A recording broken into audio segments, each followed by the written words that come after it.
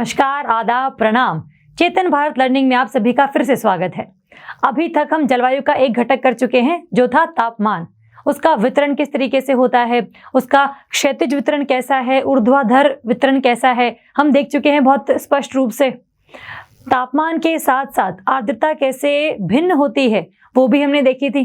हमने आर्द्रता के प्रकार देखे थे, जिसमें सापेक्ष आर्द्रता के बारे में हमने बहुत डिटेल में डिस्कस किया था कि कैसे बारिश होने के लिए सापेक्ष आर्द्रता का 100% होना बिल्कुल ज़रूरी है, और अगर वो नहीं है तो संघनन शुरू नहीं होता है और बादल बनने शुरू नहीं होंगे तो बारिश भी नहीं होगी।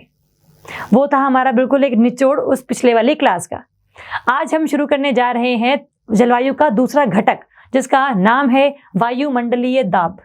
पहली बात तो वायुमंडलीय दाब होता क्या है और साथ में पूरी धरती पर ये कैसे भिन्न है, इसकी भिन्नता के कारण क्या है, और अगर वायुमंडलीय दाब कहीं पर ज़्यादा है या कहीं पर कम है तो उसके अंत में परिणाम क्या है। चक्रवात आते हैं कि नहीं आते हैं, कि मॉनसून आता है कि नहीं आता है, कोई लाइटनिंग बिजली कड़कती है नहीं कड़कती है, तो वो सारी चीज़ें हम देखेंगे कि वायुमंडलीय दाब का उसमें क्या योगदान है। चलिए शुरू करेंगे फिर वायुमंडलीय दाब से। पहले देख लेते हैं कि ये होता क्या है। देखो, वायुमंडल हम लोगों ने बहुत अच्छे से किया है कि हम धरती पर अभी यहाँ पर खड़े हैं, अगर हम इससे ऊपर जाते जाएंगे तो वायुमंडल की अलग अलग परतें हमने देखी थी, और इसमें हमने देखा था कि धरती का जो गुरुत्वाकर्षण है वो काफ़ी एक अहम रोल, एक अहम योगदान निभाता है कि सारी जितनी भी गैसें हैं, जलवाष्प हैं या धूल के कण हैं, वो सारे के सारे आपके शोभमंडल के अंदर ही ज़्यादातर रह जाते हैं, ऊपर वो नहीं जा पाते हैं क्योंकि धरती का गुरुत्वाकर्षण बल है। वैसे ही गुरुत्वाकर्षण की वजह से ही जो वायुमंडलीय दाब है वो घटता रहता है जैसे हम लोग ऊंचाई पर जाते हैं। तो एक तो ये हम देखेंगे बेसिकली कि कैसे घटता है कैसे बढ़ता है, लेकिन सबसे पहला प्रश्न जो है वो ये है कि वायुमंडलीय दाब होता क्या है। देखिए, हम वायुमंडल में हैं, अभी हम धरती पर अभी यहाँ खड़े हैं, हम क्षोभमंडल में ही हैं। देखा जाए तो हम मान लेते हैं अभी क्षोभमंडल में हम हैं, और कोई भी एक हमारा ऐसे क्षेत्र है, 1 मीटर स्क्वायर का क्षेत्र है। अगर हम देखें 1 मीटर स्क्वायर क्षेत्र के ऊपर कितनी सारी जो गैसें हैं, कितनी सारी जो धूल के कण हैं, कितने सारे जो जलवाष्प हैं, वो कितना ज़्यादा इसको हिट कर रहे हैं, इस पूरे के पूरे क्षेत्र को। अगर ऊपर हिट करने वाले जितने भी जलवाष्प, धूल के कण या गैसें हैं, उतना ही ज़्यादा क्या होगा आपका वायुमंडलीय दाब। और अगर ये जलवाष्प, धूल के कण और गैसों की जो मात्रा है वो अगर बहुत कम है तो वो कम ही इस पूरे के पूरे क्षेत्र को ऐसे हिट करेंगे। तो हम क्या कहते हैं तब कि वायुमंडलीय दाब उस क्षेत्र का कम है। जैसे अगर हम देखें, इससे आपको हल्का सा स्पष्ट होगा कि हम अभी यहाँ पर हैं, और जैसे हम लोग ऊपर की तरफ जाएंगे वैसे वैसे धूल के कण हो गए या जलवाष्प हो गए या गैसें हो गई, इन सभी की जो मात्रा है वो घटती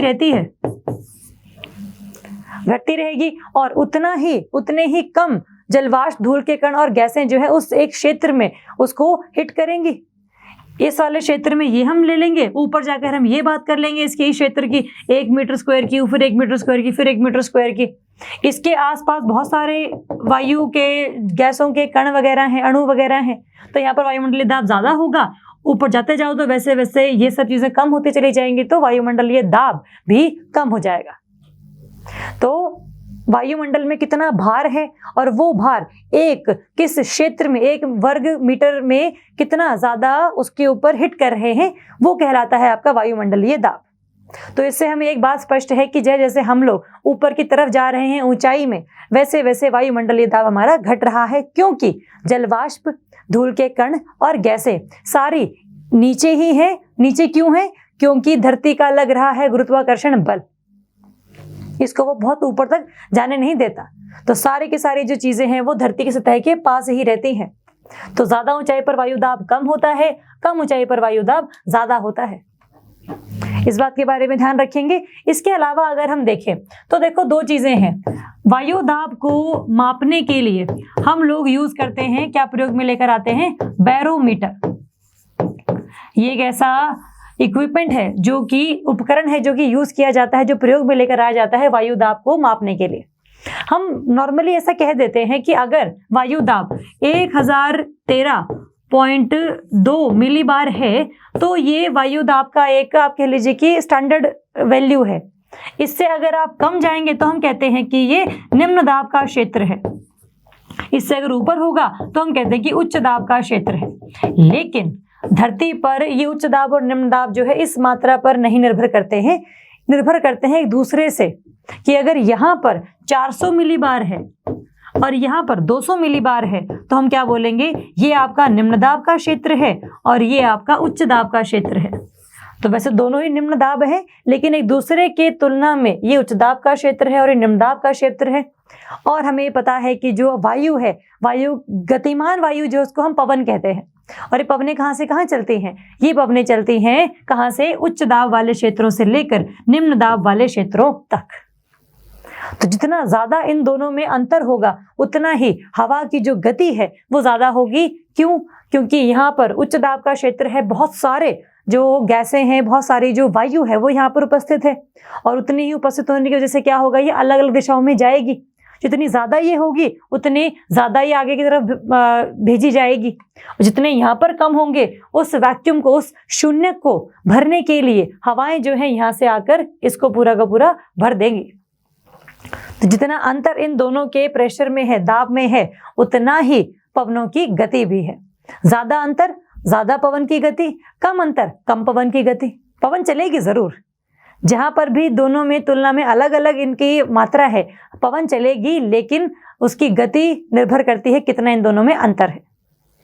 इस बात का ध्यान रखेंगे। तो एक तो ये चीज हो गई। अब बात आती है कि हमारे पूरे के पूरे वायुमंडल में क्षैतिज रूप से कैसे वायु दाब का वितरण हो रखा है। जैसे हम लोगों ने तापमान का वितरण किया था, वैसे ही हम लोग आज करेंगे वायुमंडलीय दाब का वितरण। जैसे इसको समझने से पहले आपको बस एक कंसेप्ट समझना है, एक अवधारणा समझनी है, उसके बाद पूरा का पूरा जो आगे की क्लास है ये आपको स्पष्ट समझ में आएगी। शुरू करते हैं फिर। चलिए, हमने पहले देखा था कि किसी भी चीज का अगर आप तापमान बढ़ा दो, अगर किसी भी चीज का अगर आप तापमान बढ़ा देते हो तो क्या होता है, उस चीज में ऊर्जा आती है और वो फैलती है। अगर किसी चीज का तापमान कम होगा तो वो सिकुड़ जाती है, ये हमने देखा था। वैसे ही मैं मानती हूं कि ये एक क्षेत्र है जहां पर तापमान काफी ज्यादा है। तापमान ज्यादा क्यों है? क्योंकि हम मानते हैं कि यहाँ पर जितनी भी सौर विकिरण है वो ज्यादा पड़ी, कम विकिरित कम जो है वो परावर्तित हुई, ज्यादा अवशोषित हुई। तो इसीलिए यहाँ पर ज्यादा मात्रा में सौर विकिरणें पहुंची और उतनी ही मात्रा में क्या हुआ, पार्थिव विकिरणें भी निकली। और धरती के तापमान के बढ़ने के लिए सबसे मुख्य कारण क्या था, पार्थिव विकिरणें। जितना ज्यादा ये निकलेंगी उतना ही हमारा जो वायुमंडल है वो गर्म होता है। ये हमने देखा था पिछले तापमान वाले लेक्चर में। अब अगर मैं कहूँ कि इस जगह का जो तापमान है वो काफी ज्यादा है, अगर धरती का तापमान ज्यादा है, ये धरातल की बात करी है मैंने, तो इसके ऊपर जितनी भी आपकी ये गैसें होंगी, वायु होगी, धूल के कण होंगे, इन सब का तापमान भी क्या हो जाएगा, बढ़ जाएगा। और अगर इन सब का तापमान बढ़ जाएगा तो क्या होगा, ये सभी फैलेंगे, इनका क्षेत्र बढ़ेगा। और अगर क्षेत्र बढ़ेगा, ये फैलेंगे, तो ये वैसे क्या हो जाते हैं, हल्के हो जाते हैं। जो भी चीज गर्म है वो हल्की हो जाती है। तो जो भी चीज हल्की है वो कहाँ जाती है, वो जाती है ऊपर की तरफ, यहां तक पहुंच गई। तो अगर तापमान ज्यादा है तो इस वायु में उपस्थित सभी चीजों का तापमान भी ज्यादा होगा। अगर तापमान ज्यादा है तो क्या होगा, चीजें फैलेंगी, और अगर फैलेंगी तो वो क्या बन जाएंगी, हल्की बन जाएंगी। और अगर हल्की बनेंगी तो वो कहाँ जाएंगी, ऊपर की तरफ जाएंगी। इनकी जो ऊर्ध्वाधर गति है वो शुरू हो जाती है फिर, या लंबवत गति भी हम उसको बोल सकते हैं। ये ऊपर की तरफ गई। हमने देखा था कि किसी भी जगह पर जितने ज्यादा गैस के कण, वायु के कण ऐसे हिट करते हैं, उतना ही उस जगह का वायुमंडलीय दाब भी होता है। अगर यहाँ से सारे धूल के कण ऊपर की तरफ चले गए तो यहाँ नीचे क्या रह गए, कम धूल के कण रह गए, कम गैस के अणु रह गए, कम जलवाष्प रह गए। तो यहाँ पर कौन सा क्षेत्र बन जाएगा, यहाँ पर बन जाएगा निम्न दाब का क्षेत्र। यहाँ मैं लिख रही हूँ उसको L, लो प्रेशर या निम्न दाब का क्षेत्र। और अगर सारे की सारी चीजें ऊपर की तरफ चली गई, क्योंकि धरती का गुरुत्वाकर्षण है, बहुत ऊपर तक वो जाने तो नहीं देगी नहीं वो। अब भेजा है लेकिन इतना भी नहीं कि आप अपनी मनमर्जी से कितने भी ऊपर चले जाएंगे। आपको मिली इजाजत कि आप रात के 9 बजे तक घर आ जाएं, तो उस टाइम तक ही आपने आना होता है। तो वैसे ही आपको अगर इजाजत मिली है, आपका तापमान बढ़ाया गया है, तो आप किसी सिर्फ एक ही जगह तक जा सकते हैं, और वो क्या है? वो है आपका शोभ मंडल का अंतिम परत। तो शोभ मंडल, जहां पर हम कहते हैं 18 किलोमीटर कहीं, 12 किलोमीटर कहीं, 6 किलोमीटर कहीं, तो शोभ मंडल का जो अंतिम जगह है, वहां पर ये सारे वायु के कण, धूल के कण और गैसें जो है वो सारी पहुंच जाएंगी। अगर वो बहुत सारी पहुंच गई वहां पर, तो इस क्षेत्र में क्या होगा? ज्यादा वायुमंडलीय दाब होगा, क्योंकि जितना ज्यादा धूल के कण, जितना ज्यादा जलवाष्प, जितने ज्यादा गैस के अणु, उतने ही ज्यादा क्या है आपके उच्च दाब का क्षेत्र भी होगा। तो हमने क्या देखा? पहले तापमान बढ़ा, तापमान के बढ़ने से इन वायु का तापमान बढ़ा, वायु के तापमान के बढ़ने से वो फैली, वो हल्की हुई और वो ऊपर की तरफ निकल गई। जब वो निकल गई, उसके बाद हमने लिखा है कि यहाँ पर कौन सा क्षेत्र है? निम्न दाब का क्षेत्र है, क्योंकि अब बचे ही नहीं है वो कण। ऊपर गए तो यहाँ पर क्या है आपका उच्च दाब का क्षेत्र, क्योंकि सारे के सारे धूल के कण वगैरह सब कुछ यहीं पर ही चले गए। ये हमने देख लिया। हम मानते हैं कि जब यहाँ पर निम्न दाब का क्षेत्र है, एक ने कि शून्य सा बन जाता है, जहां बिल्कुल हवा नहीं होती, शून्य, उसको वैक्यूम बोलते हैं हम लोग। उसको भरने के लिए, उसको फिल करने के लिए जो हवाएं हैं वो आती हैं आपकी धरातल से ऐसे क्षैतिज दिशा में। उसको भरने के लिए हवाएं आती हैं इस क्षैतिज दिशा से। ये और आएंगी, ये ऊपर और जाएंगी, क्योंकि इनका तापमान भी तो क्या होगा? गर्म हो जाएगा यहाँ तक आते आते। जब तापमान गर्म होगा तो ये ऊपर चली जाएंगी, फिर निम्न दाब का क्षेत्र बन गया, फिर हवाएं आई, फिर ऊपर चली गई। तो ऐसे करते करते करते करते पूरा जो चक्र है वो बन जाता है। ठीक बात है। ऐसे ही हम बात करते हैं किसी एक और जगह की, जहां पर तापमान जो है वो थोड़ा सा कम है। यहाँ पर है तापमान कम। मैं बात कर रही हूँ 90 डिग्री की। ये मैंने बात करी थी भूमध्य रेखा की। भूमध्य रेखा पर तापमान थोड़ा सा ज्यादा होता है, क्योंकि हमने देखा था चाहे सूरज कर्क रेखा पर हो, चाहे सूरज मकर रेखा पर हो, हमेशा ही उसका तापमान भूमध्य रेखा पर ज्यादा होता ही है। अब हर साल अगर पूरे दिन 12 घंटे का दिन, 12 घंटे की रात होगी, तो क्या तापमान बढ़ेगा? नहीं, हमारा बढ़ेगा। तो यहाँ पर तापमान बढ़ता है, इसीलिए हमने ये पूरा का पूरा जो केस है वो किया। अब बात करते हैं किसी ऐसी जगह की जहां पर 90 डिग्री की मैं बात करूं और वहां पर तापमान कम है, ध्रुवीय क्षेत्र है। अगर धरातल का तापमान कम है, तो क्या ऊपर जितने भी आपके वायु के कण हैं, इन सब का तापमान भी कैसा होगा? कम हो जाएगा। और किसी भी चीज का तापमान अगर कम होता है तो वो क्या हो जाती है? वो सिकुड़ जाती है। और अगर वो सिकुड़ जाएगी तो वो कैसी बन जाएगी? वो सघन बन जाएगी, उसका घनत्व बढ़ जाएगा। और जिस भी चीज का सघन होती है, कोई भी चीज, उसका घनत्व ज्यादा होता है तो वो हमेशा नीचे की तरफ आती है, वो भारी हो जाती है। तो इसीलिए तापमान के कम होने की वजह से जितने भी आपके ये वायु में धूल के कण थे या जलवाष्प थे या जो भी चीजें थी, गैसें वगैरह थी, वो सब नीचे की तरफ आ गए, क्योंकि वो तापमान कम की वजह से सिकुड़ गए थे। सिकुड़ने की वजह से वो भारी हो गए थे, भारी होने की वजह से वो नीचे की तरफ आ गए। जब वो नीचे की तरफ आ गए तो यहाँ पर क्षोभ मंडल के अंतिम क्षेत्र में क्या हो जाएगा? सब तो चले गए वहां से, तो क्या रह गया आपका? वहां पर क्या रह गया? लो प्रेशर, मतलब निम्न दाब का क्षेत्र बन गया वो वाला। और जब सभी एक जगह पर इकट्ठे हो गए, जब इकट्ठे हो गए हर जगह पर, तो यहाँ पर क्या बन गया आपका? उच्च दाब का क्षेत्र, हाई प्रेशर, उच्च दाब का क्षेत्र। क्योंकि अब जितने ज्यादा धूल के कण यहाँ पर होंगे, गैस के अणु होंगे, वो सब क्या करेंगे? इस चीज को बार बार ऐसे हिट करेंगे।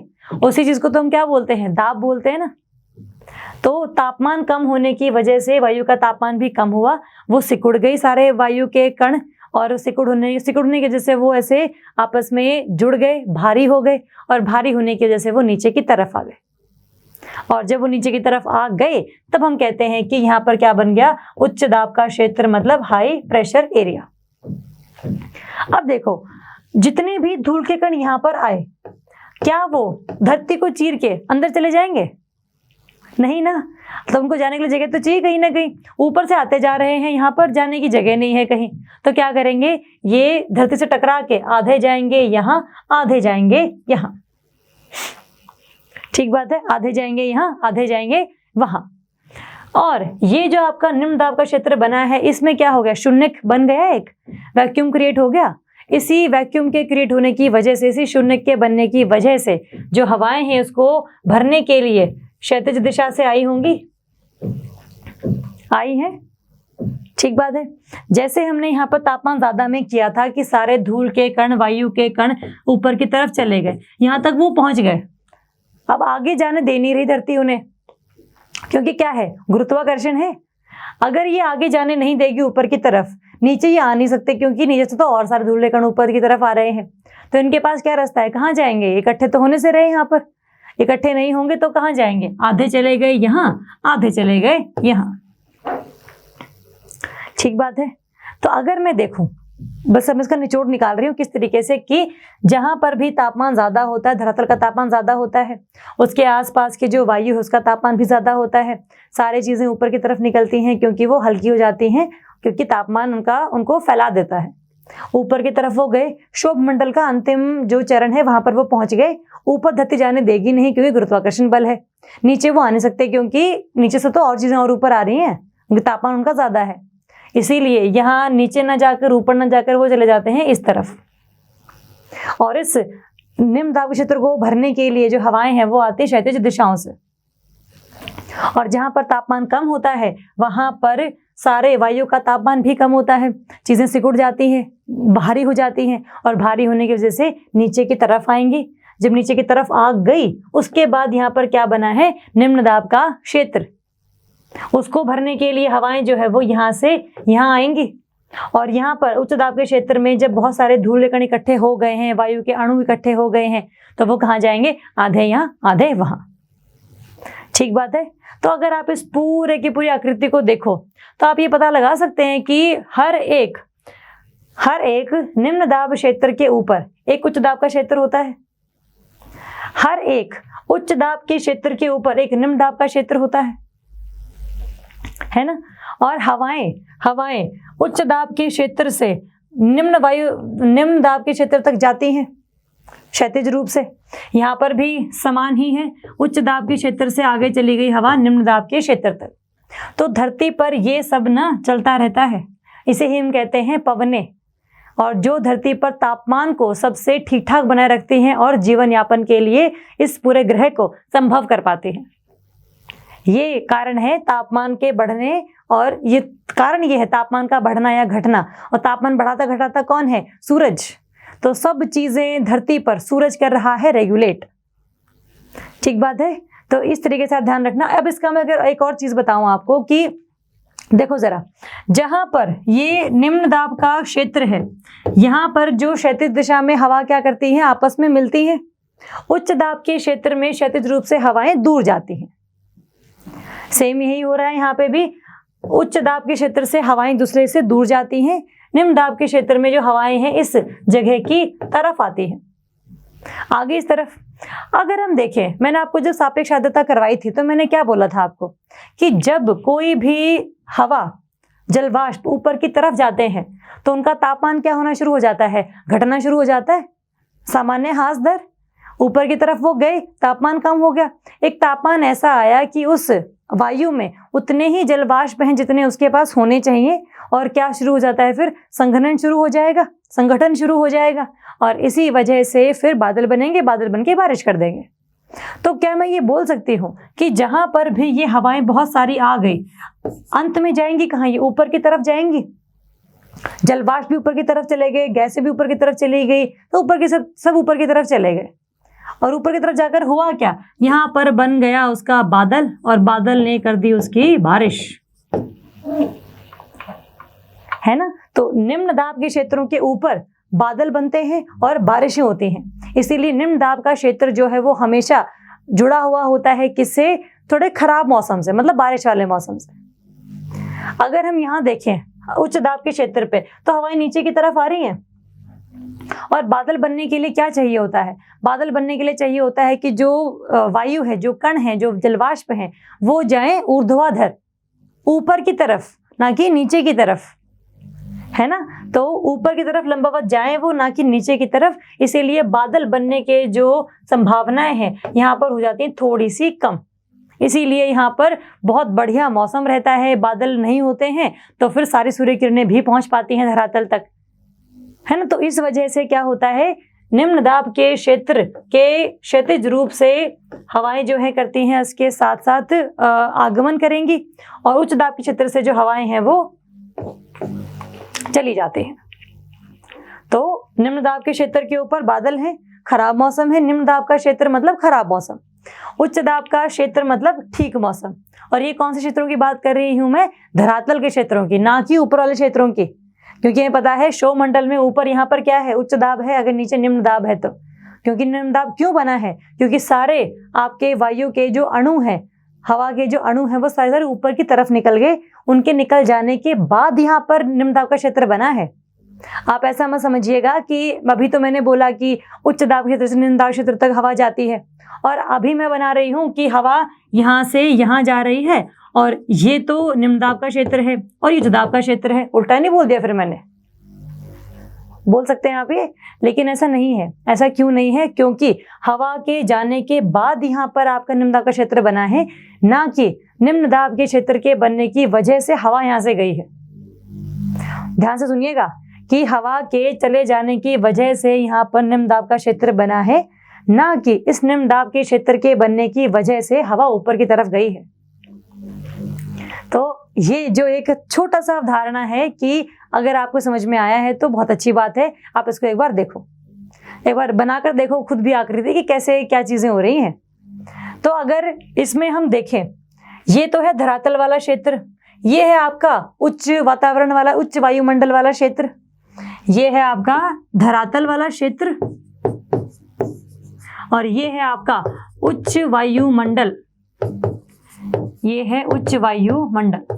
तो अगर मैं भूमध्य रेखा से 90 डिग्री मतलब ध्रुवीय क्षेत्रों की बात करूं, तो जो हवा है वो कहां से कहां चल रही है, धरातल पर चल रही है, ध्रुवीय क्षेत्रों से लेकर आपके भूमध्य रेखा के क्षेत्रों तक। और उच्च वायुमंडल में कहां से कहां चल रही है, भूमध्य रेखा से लेकर आपके ध्रुवीय क्षेत्रों तक। और ये पूरा का पूरा ऐसे ही एक जो चक्र है वो बनना शुरू हो जाता है। जैसे अगर हम देखें कि देखो दो चीजें हैं इसमें, ये देखो जहां पर निम्न दाब का क्षेत्र है वहां पर क्या है, बादल, और जहां पर उच्च दाब का क्षेत्र है वहां क्या है, बढ़िया सूरज निकला हुआ है, कोई दिक्कत नहीं है। एक तो ये, दूसरा इसमें अगर आप देखो तो ये है, ये धरती का धरातल है, ये भूमध्य रेखा से हवाएं ऊपर की तरफ उठी, यहाँ पर कहाँ पहुंच गई, कम से कम 18 किलोमीटर तक पहुंच गई, जहां पर इसका क्षोभ मंडल खत्म हो रहा था। जब ये यहाँ पहुंची तो क्या हुआ, बहुत सारे हवा के कण थे जो नीचे नहीं जा सकते थे, जो ऊपर जा नहीं सकते थे, क्योंकि गुरुत्वाकर्षण बल था। इसीलिए कहाँ जाएंगे, ये जाएंगे यहाँ की तरफ, चले गए यहाँ की तरफ। समान वहां पर भी बना सकते हैं हम लोग, ये चले गए ऊपर की तरफ और ऐसे जाते रहे, तो यहाँ पर तापमान ज्यादा होने की वजह से हवा ऊपर की तरफ चली गई। यहाँ पर 90 डिग्री पर तापमान कम होने की वजह से जो हवा है वो सघन हो गई। सघन चीज भारी होती है तो वो कहाँ आ गई, नीचे की तरफ आ गई। और जब वो नीचे की तरफ आ गई, धरातल पर क्या बन गया इसका, उच्च दाब का क्षेत्र। हवा कहाँ से कहाँ जाएगी, उच्च दाब के क्षेत्र से लेकर यहाँ पर निम्न दाब के क्षेत्र तक। और अगर यहाँ पर उच्च दाब है तो ऊपर क्या रहेगा आपका, निम्न दाब। तो हवा यहाँ से यहाँ ही तो आ रही है। क्या इस बात को हम समझ पा रहे हैं कि ये धरती के धरातल की मैंने बात करी है, और ये धरती का उच्च वायुमंडल है जहां पर क्षोभ मंडल खत्म होता है। क्षोभ मंडल सीमा कहते हैं इसे, हम लोग ट्रोपोपॉज कहते हैं इंग्लिश में। एक बार दोबारा देखते हैं इसको कि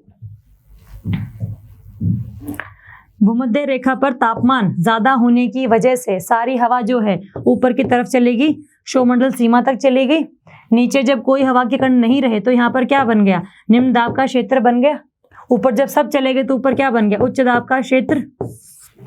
यहाँ पर तापमान ज्यादा कम होने की वजह से यहाँ पर सभी हवाएं सघन होने की वजह से नीचे की तरफ आ गई। जब नीचे की तरफ आ गई तो सारी यहीं पर हैं, उच्च दाब का क्षेत्र है। ऊपर से जब सारी नीचे आ गई तो ऊपर क्या रहेगा, निम्न दाब का क्षेत्र। इसको भरने के लिए इस निचले धरातल पर उस शून्य को भरने के लिए, वैक्यूम को भरने के लिए हवा कहाँ से कहाँ आएगी, यहाँ से भी आएगी, यहाँ से भी आएगी, हर जगह से आएगी।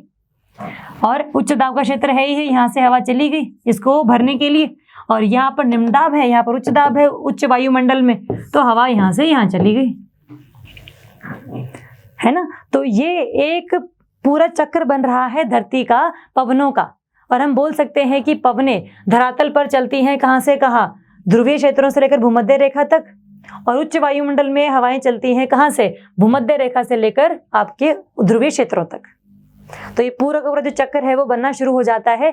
ये तब है जब धरती के घूर्णन को हम लोग अपनी इस पूरे लेक्चर में नहीं मान रहे, हम ये मान के चल रहे हैं कि धरती नहीं घूम रही। जब धरती नहीं घूम रही तब ये सब है कि धरातल पर हवाएं चलेंगी ध्रुवीय क्षेत्रों से भूमध्य रेखा की तरफ, और उच्च वायुमंडल में चलेंगी भूमध्य रेखा से लेकर उच्च ध्रुवीय क्षेत्रों तक। ये तब है जब धरती घूम नहीं रही है। हमने ऐसा माना है, अब धरती तो घूम ही रही है हर बार, हमने माना है बस समझने के लिए। ये तो हो गया ये वाला आकृति। अब अगर मैं धरती के घूर्णन को इसमें ऐड कर दूं तो क्या होगा, एक धरती के घूर्णन के जैसे एक बल लगेगा, जिस बल को हम कहते हैं कोरियोलिस बल। देखिए, इससे पहले हम एक चीज और देख लेते हैं कि हमने ये देखा कि जैसे कुछ निष्कर्ष हम निकालते हैं कि हमेशा जो हवा है वो उच्च दाब के क्षेत्र से लेकर निम्न दाब के क्षेत्र तक चलती है ना। ये क्यों चलती है, क्योंकि एक बल इसके पीछे काम कर रहा है जिसका नाम है दाब प्रवणता बल। दाब प्रवणता बल है जो हवाओं को उच्च दाब के क्षेत्र से लेकर निम्न दाब के क्षेत्र तक पहुंचाता है। जितना इन दोनों में अंतर होगा उतना ही ये बल भी स्ट्रांग होगा, मजबूत होगा, और उतनी ही हवाओं की गति भी ज्यादा होगी। जितना अंतर इन दोनों में कम होगा कि एक में 400 है जगह 300 है तो कम अंतर है, 100 मिलीबार का अंतर है, तो हवाएं चलेंगी लेकिन उनकी गति ज्यादा नहीं होगी, है ना। तो ये एक तो है दाब प्रवणता बल। ये तो हमेशा तब आ जाती है जब अंतर होता है क्षेत्रों में दाब में, उच्च वायु दाब या निम्न वायु दाब। दूसरा बल है आपका कोरियोलिस बल। ये है आपका कोरियोलिस बल। ये क्यों लगता है, क्योंकि धरती हमारी घूम रही है। अब धरती के घूमने की वजह से हो क्या गया, धरती के घूमने की वजह से क्या हो गया ये हम देखेंगे। देखिए, जब धरती घूम रही है हमारी, तब क्या होगा। मैं इसको समझाने के लिए आपको एक पहले आकृति दिखाती हूँ, एक हल्की सी चीज दिखाती हूँ। जैसे हम मान लेते हैं कि हम एक झूले पर हैं। आप सभी झूले पर गए होंगे, पार्क में गए होंगे, जहां पर वो होता है ये मैरी गो राउंड, ऐसे पूरा घूमता रहता है। 4 लोग बैठे होते हैं साइड में ऐसे, और वो ऐसे से घूमता है, जो भी जिस पार्क में आप जाते हैं, है ना, होता है एक धक्का लगाता होता है, इंसान पूरा घुमाता है उसको तेज तेज। कई लोग बहुत ज्यादा स्पीड में उसको कर रहे होते हैं तो बहुत ज्यादा वो ऐसे बाहर गिर रहे होते हैं, देखा होगा आप लोगों ने वीडियोस वगैरह में भी। तो ऐसा ही हम मान लेते हैं कि एक ऐसी चीज है, हम मानते भी घूम नहीं रहा। जब ये घूम नहीं रहा, यहाँ पर बैठा है 1, यहाँ पर बैठा है 2, यहाँ पर बैठा है 3, यहाँ पर बैठा है 4। इनके पास एक बॉल है, इस गेंद को इन्होंने, एक के पास है, इसने 3 को भेजा, ऐसे कैच करवाई, कैच कर लिया, इसने पास ही बैठे थे।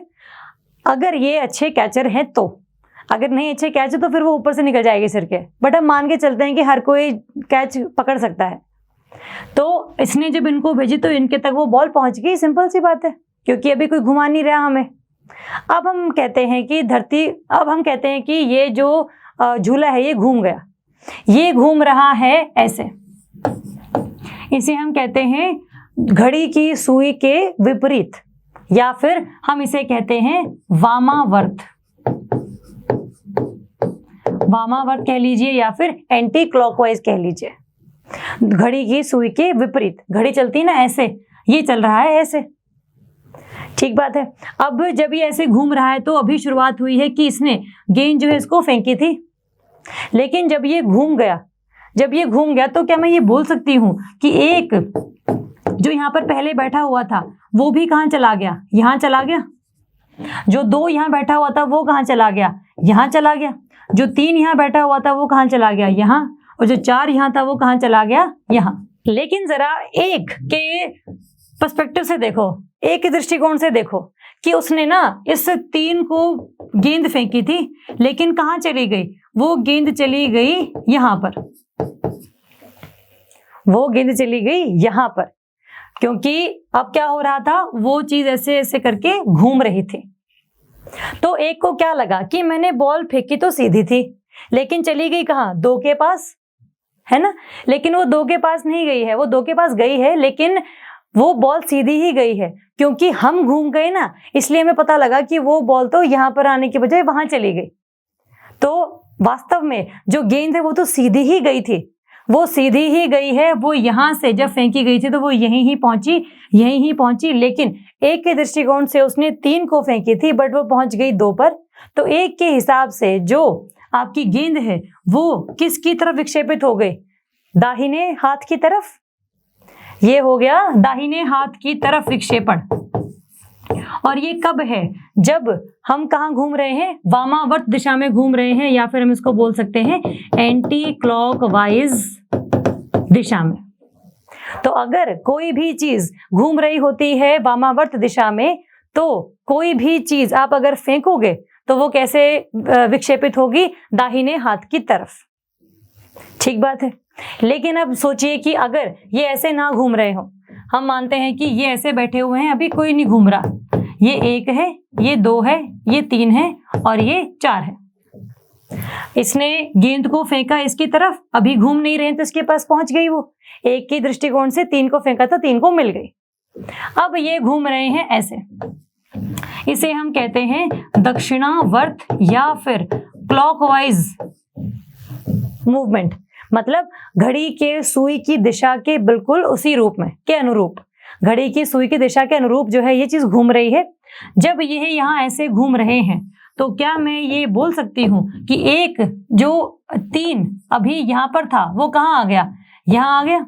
जो 2 यहाँ पर था वो कहाँ चला गया? यहाँ। जो 1 यहाँ पर था वो कहाँ चला गया? यहाँ। और यहाँ रह गया आपका 4, है ना। ये जो गेंद थी वो यहीं से ही यहीं तक गई, क्योंकि यहीं से ही फेंकी गई थी, वो तो नीचे की तरफ से घूम गए। जब वो गेंद यहाँ से यहाँ की तरफ गई, लेकिन एक के दृष्टिकोण से देखो सर, जिसने बॉल फेंकी थी उसने फेंकी थी इसको, चली गई किसको? इसको। क्या इसको ये नहीं लगा कि मैंने बॉल फेंकी तो सीधी थी, लेकिन पहुंच गई इस तरफ? तो ये जो विक्षेपण हुआ है सीधे जाने की बजाय यहाँ पर, उसे हम क्या कहते हैं? बाएं हाथ की तरफ विक्षेपण, है ना। तो जब हम दक्षिणावर्त दिशा में घूम रहे होते हैं तब हमें लगता है कि जो भी चीज हमने फेंकी है वो ऐसे बाएं हाथ की तरफ विक्षेपित हो गई है, लेकिन वो चीज विक्षेपित नहीं होती है। वो हमें लगता है कि वो विक्षेपित हो गई क्योंकि नीचे बैठे हम लोग घूम गए। एक तो ये हमें जानने का तरीका है। अगर आप इसको इस तरीके से देखो इन्होंने बॉल इसको फेंकी, लेकिन इसको मिलने की बजाय वो कहाँ चली गई? वो यहाँ आ रही है। लेकिन आप देखना जरा, ये जो बॉल फेंकी गई है वो सीधी ही जा रही है। देखो ये सीधा ही बन रहा है सब कुछ, इसमें कोई विक्षेपण नहीं है। बस वो प्रतीत होती है कि वो विक्षेपित हो रही है क्योंकि हम नीचे जो बैठे थे वो घूम गए। तो अगर हम घूम रहे हैं वामावर्त दिशा में तो हमारे को लगता है कि जो चीज है वो दाहिने हाथ की तरफ विक्षेपित हो गई, और अगर हम घूम रहे हैं दक्षिणावर्त मतलब क्लॉकवाइज दिशा में, घड़ी की सुई के अनुरूप अगर हम घूम रहे हैं तो हमें लगता है कि जो चीज है वो बाएं हाथ की तरफ विक्षेपित हो गई। ये जो 2 आकृतियां हैं ये आपको समझ में आएंगी। लगता है ऐसा कि फेंकी तो यहाँ पे थी लेकिन पहुंच गई इस तरफ। एक और तरीके समझाती हूँ मैं आपको। ये हमें ये पता है कि जो धरती है वो घूमती है, अच्छी बात है, घूमती है, घूमनी भी चाहिए। दिन रात बनते हैं, सीजन बनते हैं, मौसम बनते हैं, लेकिन हम मानते हैं कि धरती घूम रही है। लेकिन आप जरा धरती को बिल्कुल ऊपर से देखो। अगर धरती को ऊपर से देखोगे तो आपको क्या धरती ऐसी नजर नहीं आएगी? ऐसी और ऐसी। ये है आपका ध्रुवीय क्षेत्र। ऐसे ऊपर से देख रहे हैं हम इसको, ऐसी नजर आएगी। ये क्या है आपका? ये है 0 डिग्री भूमध्य रेखा, और ये आपका जो क्षेत्र है ये है 90 डिग्री, ये 80 डिग्री, फिर 70 डिग्री, फिर 60, और फिर ऐसे ऐसे करते करते ऐसी नजर आती है। ये ऊपर से देख रहे हैं इसको भी। ऊपर से जब देख रहे हैं तो क्या आपको ये लग रहा है कि धरती को घूमने में लगते हैं 24 घंटे? 24 घंटे लगते हैं धरती को घूमने में, एक पूरा चक्कर लगाने में। जो ये चीज है ये भी 24 घंटे में ही घूमेगी? जो 70 डिग्री अक्षांश रेखा है, 60 डिग्री जितनी भी है, जो आपका ये 40 डिग्री है, ये भी क्या है 24 घंटे में ही घूमेगा, और जो भूमध्य रेखा है वो भी पूरे 24 घंटे में ही घूमेगी। लेकिन अगर आप देखो कि भूमध्य रेखा पर जो दूरी है वो काफी ज्यादा तय करनी है और समय है सिर्फ 24 घंटे, और 80 डिग्री पर अगर हम देखें तो दूरी तय करनी है कम और घंटे हैं 24। यहाँ पर 70-60 डिग्री पर हम देखते हैं कि दूरी थोड़ी सी बड़ी है इसके मुकाबले और कम हुई है इसके मुकाबले। इसके पास भी कितने हैं 24 घंटे ही है ना। तो जब दूरी ज्यादा तय करनी होती है और समय 24 घंटे ही होता है तो हमें पता है कि जो आपकी गति है वो जाती है बढ़, है ना। जैसे हम कहें कि गति जो है वो आपका दूरी बटे समय होती है। समय आपके पास 24 घंटे ही है, दूरी भी अगर ज्यादा है तो गति बढ़ानी पड़ेगी, और अगर दूरी कम है तो 24 घंटे ही हैं तो गति कैसी हो जाती है, कम हो जाती है। इसीलिए आप इसको इस तरीके से देखें कि धरती जो घूम रही है पूरे 24 घंटे में घूम रही है, लेकिन भूमध्य रेखा पर ज्यादा दूरी तय करने की वजह से जो धरती है उसकी गति काफी ज्यादा होती है। सबसे ज्यादा गति धरती की घूमने की भूमध्य रेखा पर ही होती है और सबसे कम होती है ध्रुवीय क्षेत्रों में, सबसे कम गति। जैसे अगर हम देखें तो भूमध्य रेखा पर ना कम से कम ऐसे 1600 किलोमीटर पर आवर प्रति घंटा की स्पीड से दौड़ती है हमारी धरती, और यहाँ पर कम दौड़ती है क्योंकि इसकी स्पीड कितनी देखो 0.00005 आपके माइल प्रति घंटा। तो ये है, ऐसा क्यों है, क्योंकि धरती ने पूरे 24 घंटे में ही घूमना है, लेकिन क्योंकि भूमध्य रेखा पर उसको ज्यादा दूरी तय करनी है तो वो बहुत जल्दी जल्दी घूमती है। ऊपर थोड़ा सा कम है तो वो थोड़ा धीरे धीरे घूम लेती है, ऐसा कोई दिक्कत नहीं, 24 घंटे आराम से चलेंगे वहां पे, है ना। तो ऐसे ही होता है। तो इस वजह से अगर हम इसका निष्कर्ष निकालें तो ये निकलता है कि भूमध्य रेखा पर धरती की गति सबसे ज्यादा है और ध्रुवीय क्षेत्रों में धरती की गति सबसे कम है। इस वजह से अब होता क्या है, देखिए मैं दो चीजें लेती हूँ। एक आपके दोस्त हैं जो हैं 30 डिग्री पे अक्षांश रेखा पर, और एक दोस्त हैं और आप खड़े हैं 0 डिग्री पे। ये आप दोनों हैं और एक ये आपके दोस्त हैं, आप बिल्कुल ना ऐसे साथ साथ आपस में एक दूसरे की तरफ नजर करके खड़े हैं, मतलब डिस्टेंस दूरी बहुत है, आप देख नहीं पाएंगे दूसरे को, लेकिन हम मानते हैं कि हमारी बहुत ऊंचाई हो गई है और हम दूसरे को देख पा रहे हैं इतना ज्यादा दूरी होने के बावजूद भी। चलिए, मैंने एक जो बॉल है वो यहाँ फेंकनी थी, मैंने फेंक दी। मेरे पास तो बहुत ज्यादा गति है क्योंकि मैं किस पर हूं, मैं तो भूमध्य रेखा पर हूं, और जो मैंने बॉल फेंकी होगी, जो गेंद मैंने फेंकी होगी, उसके पास भी बहुत गति होगी क्योंकि मैंने ही फेंकी है वो, है ना। तो जब मैंने गेंद फेंकी तो मैंने इसकी तरफ फेंकी थी, लेकिन मुझे क्या लगा कि मैं सेम ही समान ही गति से हम ये भी दौड़ रहे हैं, बट ऐसा था नहीं। इसीलिए ये जो गेंद है वो यहाँ जाने की बजाय कहाँ दिखी मुझे जाती हुई, यहाँ दिखी मुझे जाती हुई। लेकिन ये गेंद गई सीधी है, लेकिन जिसको आपने फेंका था, जिसको आपने गेंद पकड़ाई थी, वो कम गति से आगे की तरफ बढ़ रहा है, और जो आपने फेंकी थी वो तेज गति से फेंकी थी, तो ये आपको लगा कि ये तो इससे आगे चला गया और ये तो अभी यहीं पर ही पहुंचा है। तो आपको क्या लगा कि मैंने फेंकी तो यहाँ पे थी, चली गई वो यहाँ पे, लेकिन ऐसा क्यों हुआ, क्योंकि ये अपनी जगह से धीरे धीरे करके आगे जा रहे थे। तो क्या होगा, यहाँ पर आपका जो हम देखिए उत्तरी गोलार्ध में हमें विक्षेपण कहाँ दिख रहा है, दाहिने हाथ की तरफ यहाँ पर।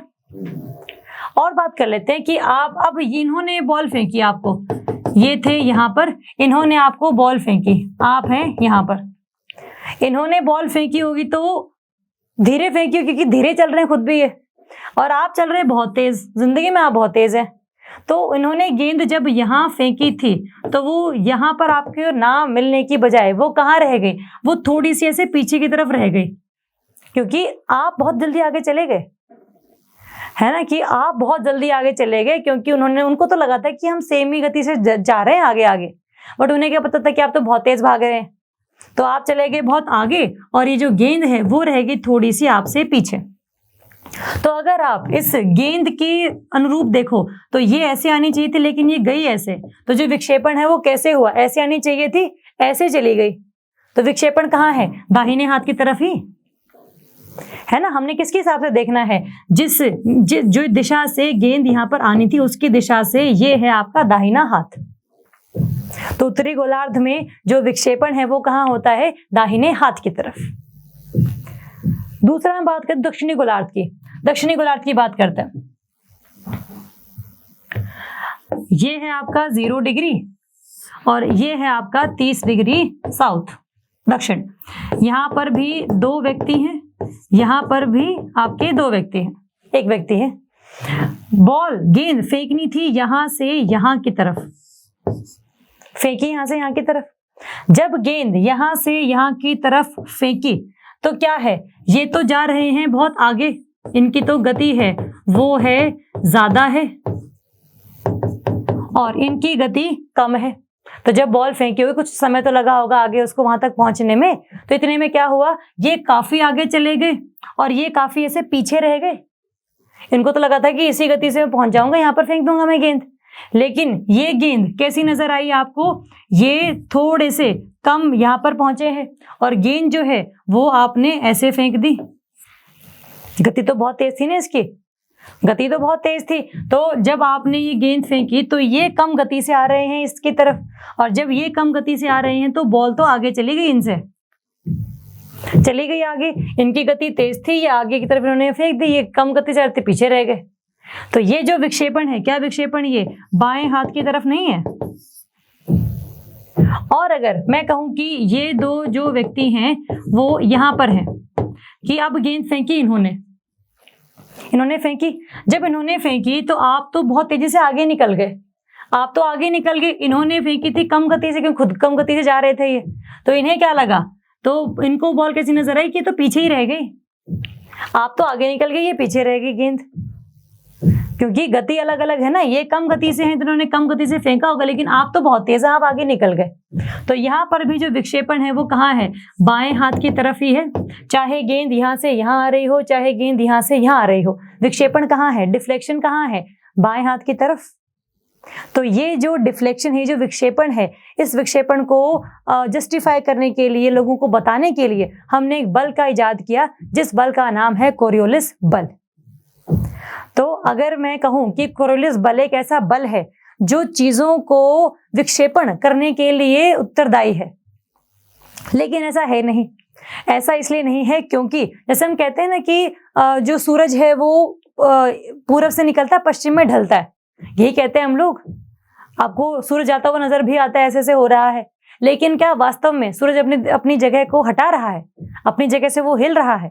नहीं हिल रहा है ना। वो तो हम हैं जो घूम गए और जो घूम रहे हैं, और हम घूम रहे हैं इसीलिए हमें लगता है कि जो सूरज है पूर्व दिशा से निकलता है और पश्चिम दिशा में छुपता है। तो ये एक अपरेंट फोर्स है, ऐसा लगता है कि मतलब ये हो रहा है। जैसे हम कहते हैं ना कि जैसे बहुत गर्मी है, रोड पर ना आपको लगता है कि पानी गिरा हुआ है, बट वो पानी नहीं होता, वो आपको लगता है कि पानी है। तो ऐसा लगना कि जो चीज है वो विक्षेपित हुई है, चीज विक्षेपित नहीं होती, ध्यान रखना। वो तो हम हैं जो घूम जाते हैं, और हम बार बार लगातार घूम ही रहे हैं धरती पे। वो तो हमें महसूस नहीं होता कि हम घूम रहे हैं। इतनी ज्यादा पृथ्वी की गति होने के बावजूद भी हम लोगों को पता नहीं चलता कि हम घूम गए।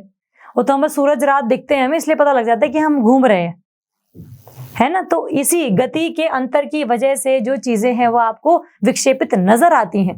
इस विक्षेपित नजर आने के लिए जो बल हम लोगों ने इजाद किया है, उस बल का नाम है कोरियोलिस बल। ठीक बात है। निचोड़ अगर हम निकालें तो क्या होगा कि अगर हम वामावर्त दिशा में ऐसे घूम रहे हैं तो हम कहाँ होगा विक्षेपण? आपका दाहिने हाथ की तरफ। और अगर हम दक्षिणावर्त मतलब क्लॉकवाइज, धरती के सुई के, घड़ी के सुई के अनुरूप ही अगर हम घूम रहे हैं तो कैसा होगा? आपका बाएं हाथ की तरफ विक्षेपण होगा। एक तो ये देखा हमने। और जो धरती है, ध्यान रखना, देखो धरती ना ऐसे घूम रही है। अगर हम कहें कि धरती आपकी ऐसे करके ऐसे घूम रही है, पश्चिम से पूर्व की तरफ घूम रही है। अगर आप इसको जैसे ऐसे से घूम रही है ये, अगर आप इसको उत्तर पोल से देखें, उत्तर ध्रुव से देखें, तो आपको जैसे हम मानते हैं कि मान लेते हैं कि ये धरती है, धरती पश्चिम से पूर्व की तरफ घूम रही है, ऐसे ऐसे करके घूम रही है पश्चिम से पूर्व की तरफ। देखेंगे इसे, ये पश्चिम है, ये पूर्व है, पश्चिम से पूर्व ऐसे घूम रही है। आप इसको ऊपर से देखो, आप इसको ऊपर से देखोगे तो कैसी नजर आ रही है आपको ये, कि ये क्या आपको वामावर्त दिशा में घूमती हुई नजर नहीं आ रही? ऐसे ऐसे वामावर्त, ऐसे ऐसे है, घड़ी के सुई के विपरीत घूम रही है, ऐसे मैंने कोई चेंज नहीं किया इसमें। तो अगर आप ऊपर से देखो तो आपको उत्तरी गोलार्ध नजर आता है कि वो वामावर्त दिशा में घूम रहा है। अगर वही मैं सेम घुमा रही हूं इसको और आप यहां देखो, आप इसको दक्षिण दिशा से देखो, तो ये कैसी घूमती हुई नजर आ रही है आपको? ऐसे ऐसे। ये कौन सी दिशा है? घड़ी की सुई के अनुरूप ही क्लॉकवाइज, दक्षिणावर्त, है ना। तो अगर हम धरती को भी देखें कि ये पश्चिम से पूर्व की तरफ घूम रही है, कोई बात नहीं, ये तो ठीक बात है, लेकिन अगर आप इसको ऊपर से देखोगे तो ये कैसी घूम रही है आपकी? वामावर्त, एंटी क्लॉकवाइज।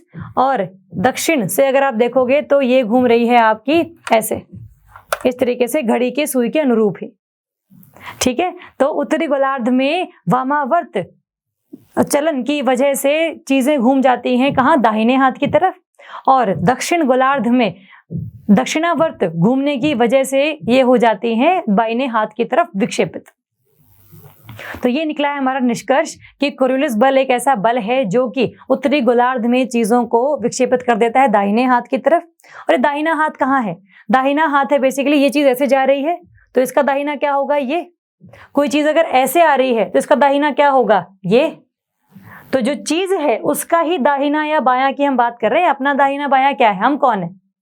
हम कुछ नहीं है। तो जो चीज जा रही है उसका ही बायां या उसका ही दाहिना, इसकी हम बात कर रहे हैं। और क्योंकि धरती उत्तरी गोलार्ध पर से नजर आती है कि वो वामावर्त घूम रही है, इसीलिए विक्षेपण है दाहिने हाथ की तरफ, और दक्षिणी गोलार्ध में वो घूम रही है दक्षिणावर्त, और इसीलिए जो विक्षेपण है वो है बाएं हाथ की तरफ। तो अगर उत्तरी गोलार्ध में कोई भी चीज, हम मानते भूमध्य रेखा है, कोई भी चीज अगर ऐसे चल रही है तो वो ऐसे ना चल के हमें कैसी नजर आती है? ऐसी, क्योंकि दाहिने हाथ की तरफ वो विक्षेपित हो जाती है। दक्षिणी गोलार्ध में कोई चीज अगर ऐसे जा रही है तो वैसे ना जाकर हमें कैसी दिखती है? वो दिखती है हमें ऐसी, क्योंकि वो क्या है? बाएं हाथ की तरफ विक्षेपित हो गई। ठीक है, तो ये कौन सा बल है? ये है आपका कोरियोलिस बल। जैसे हमने एक बल किया था दाब प्रवणता बल, जो हवा के चलने के लिए उत्तरदायी था। हवा तेज चलेगी या कम चलेगी उसके लिए कौन है? आपका दाब प्रवणता बल।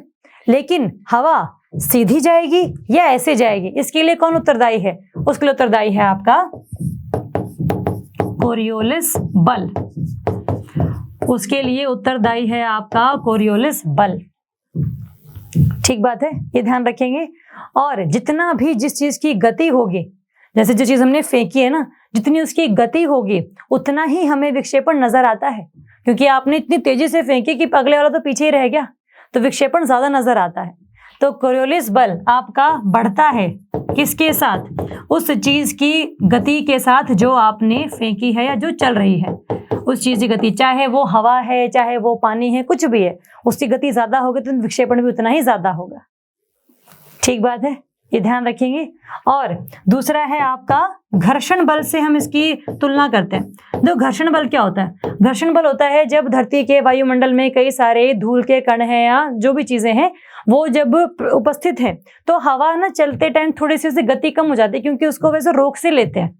जैसे हम कोई मान लो कि हमारे पास चिप्स लगे होते हैं ना घरों में ऐसे फर्श पे, तो आप ऐसे फिसल नहीं पाते क्योंकि घर्षण ज्यादा है। अगर आप मार्बल की बात करो, ऐसे बिल्कुल चकाचक अभी मार्बल लगा है, टाइलें लगी हैं, तो आप उनके ऊपर ऐसे स्लिप करो, स्लाइड करो, तो आप बहुत दूर तक जाते हैं। तो घर्षण बल कम है क्योंकि उसमें, है ना। तो घर्षण बल जब ज्यादा होता है तो चीजों को ऐसे आगे बढ़ने से रोक देता है वो। तो घर्षण बल अगर मैं कहूं तो धरती का ये धरातल है, इसके ऊपर जाते जाओ, यहाँ पर धूल के कण, वायु दाब सब कुछ ज्यादा है, तो यहाँ पर घर्षण बल क्या होगा? ज्यादा होगा। अगर ये ज्यादा है तो चीज को आगे जाने से रोकेगा, मतलब चीज की गति को ये कम करेगा। और अगर ये चीज की गति को कम करेगा तो कोरियोलिस बल भी कैसा होगा? कम होगा। ऊपर जाओ, यहाँ पर घर्षण बल कम है। जब घर्षण बल कम है तो हवा कि गति ज्यादा होगी। जब गति ज्यादा होगी, क्योंकि रोकने वाला कोई है नहीं, और जब गति ज्यादा होगी तो कोरोलिस बल भी कैसा होगा आपका, ज्यादा होगा। तो मैं ये बोल सकती हूँ कोरोलिस बल धरती के धरातल से लेकर ऊंचाई तक धीरे धीरे करके बढ़ता रहता है, क्योंकि घर्षण बल कम होता रहता है। ठीक है, तो कोरोलिस जो बल है वो आपका अगर हम देखें तो चीज की गति के साथ बढ़ता है, और चीज की गति आपकी इस जगह से लेकर ऊपर वाली जगह तक बढ़ती है। घर्षण बल क्योंकि कम हो जाता है उस समय, और इसीलिए जो है कोरोलिस बल भी नीचे से लेकर ऊपर तक की तरफ वो बढ़ता रहता है। ठीक है, तो ऊंचाई के साथ कोरोलिस बल आपका बढ़ता है। और दूसरा ये भी कि भूमध्य रेखा पर कोरोलिस बल जो है वो 0 है। अगर आप कहो कि अक्षांश रेखाओं के रूप में भूमध्य रेखा से लेकर आपका यहाँ तक ध्रुवीय क्षेत्रों तक जो कोरोलिस बल है वो भी साथ साथ बढ़ता रहता है। तो ये भी आप ध्यान रखेंगे कि चीज की गति के साथ, आपके घर्षण बल के साथ, आपके इसके साथ, अक्षांश रेखाओं के साथ, ऊंचाई के साथ जो कोरोलिस बल है उस पर कोई ना कोई प्रभाव पड़ता है। जैसे अगर हम बात करें तो चीज की गति के साथ कोरोलिस बल बढ़ता है, ऊंचाई के साथ कोरोलिस बल बढ़ता है, और अक्षांश रेखाओं के साथ भी कोरोलिस बल आपका बढ़ता है। तो इस कोरोलिस बल की वजह से जो धरती पर हमने ये बनाया था ना, ये कि हमने एक ही बेल्ट बनाई थी कि यहाँ से गए यहाँ तक पहुंच गए, यहाँ से आए यहाँ तक पहुंच गए, यहाँ से गए यहाँ तक पहुंच गए। अब ये एक सेल नहीं रहेगी, ये एक चक्र नहीं रहेगा, ये परिवर्तित होगा 1 से 3 चक्रों में। तो वो 3 चक्र परिवर्तित कैसे होगा ये हमें देखना है, और ये हम देखेंगे अगली कक्षा में। अभी के लिए आप इसको एक बार दोहराइए, जिसमें आपने निम्न दाब का क्षेत्र क्या होता है, उच्च दाब का क्षेत्र क्या होता है वो करना है। धरती के घूर्णन को अगर हम छोड़ दें तो किस तरीके से चक्कर बनता है हवाओं का, धरातल पर हवाएं गए चलती हैं और उच्च वायुमंडल में हवाएं गए चलती हैं, वो आपने देखना है। और कोरियोलिस बल जो है वो कैसे प्रभावित करता है किसी भी चीज की गति को या किसी भी चीज की दिशा को। तो आपने अपने हाथों से वो आकृतियां बनाकर देखनी कि एक ये झूला है, अभी यहाँ पर सिंपल सब ऐसे बैठे हुए हैं, कोई घूम नहीं रहा, फिर घूमने लग जाते हैं तो जो गेंद है वो सीधी ही जाती है, लेकिन क्योंकि आदमी बदल जाते हैं आसपास, इसलिए लगता है कि फेंकी इसको थी, चली इसको गई, बॉल सीधी गई है, आप घूम गए सर, है ना। तो इस वजह से, और क्योंकि धरती की जो गति है भूमध्य रेखा पर सबसे ज्यादा है, क्योंकि बहुत दूरी तय करनी 24 घंटों में ही, और ध्रुवीय क्षेत्रों में गति कम है क्योंकि 24 घंटे आराम से चलेंगे। तो इन चीजों की वजह से आपने देखना है कि धरती पर कितने तरीके की जो दाब चक्र हैं वो बनते हैं, ये हम देखेंगे अगले लेक्चर में। तब तक के लिए आप इसको रिवाइज कीजिए। आपको कोई भी अगर डाउट रहता तो पूछिए, हम कोशिश करेंगे कि हम आपको अच्छे से समझा सकें, लेकिन इसको एक बार दोहराना बड़ा जरूरी है। अगर आपने ये बिना दोहराया अगर अगली क्लास आपने लगा ली तो वो समझ में नहीं आएगी। तो इसको दोहराइए, कोई भी दिक्कत रहती है, समस्या रहती है, उसको हम सॉल्व करेंगे। Thank you so much and all the best.